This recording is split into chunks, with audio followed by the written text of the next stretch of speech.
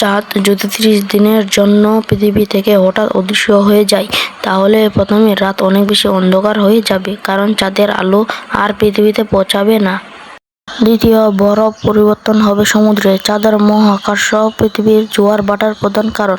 চাঁদ না থাকলে জোয়ার ভাটা পুরোপুরি বন্ধ হবে না, কারণ সূর্যের মহাকর্ষ জোয়ার সৃষ্টি করে, তবে জোয়ার ভাটার শক্তি অনেক কমে যাবে। প্রাণীদের উপর প্রভাব পড়তে পারে। অনেক সামুদ্রিক প্রাণী চাঁদের আলো ও জোয়ার ভাটার সঙ্গে নিজেদের আচরণ মিলিয়ে নেয়, তাই তাদের স্বাভাবিক জীবনচক্রে অস্বাভাবিক দেখা দিতে পারে। তবে একটা বিষয় মনে রাখবেন, মাত্র 30 দিনে পৃথিবী ধ্বংস হয়ে যাবে না। পৃথিবীর সূর্য প্রজ্বলিত করতে থাকবে, আর মানুষের দৈনন্দিন জীবনে অনেক কিছু স্বাভাবিক থাকবে। আর সবচেয়ে অবাক করা বিষয়, চাঁদ হঠাৎ অদৃশ্য হলে আমরা ঘটনাটি সঙ্গে সঙ্গে বুঝতে পারবো না। চাঁদের আলো পৃথিবীতে পৌঁছাতে প্রায় 1.3 সেকেন্ড সময় লাগে। তাহলে 30 দিন পর চাঁদ আবার ফিরে এলে কি হবে? জোয়ার ভাটা ও চাঁদের আলো আবার স্বাভাবিক হতে শুরু করবে।